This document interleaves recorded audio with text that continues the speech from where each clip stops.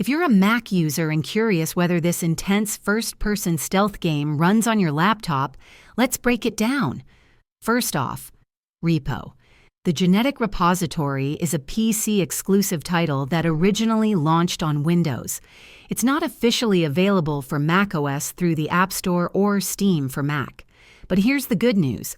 If you have an M1 or newer MacBook, you might still be able to run it using a compatibility layer, like Wine or software, like Crossover.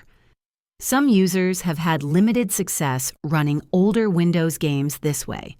Another option, Boot Camp, used to be a solid choice for running Windows on Intel-based MacBooks, but Apple has discontinued Boot Camp support for M1 and newer models, so that's not always an option anymore. You can also try cloud gaming services like Xbox Cloud Gaming, if available in your region, which lets you stream the game directly in your browser. So should you expect a smooth experience? Not quite natively. But there are workarounds if you're determined. Let me know in the comments if you've tried playing Repo on your MacBook, and if it worked. And if you found this helpful, hit like and subscribe.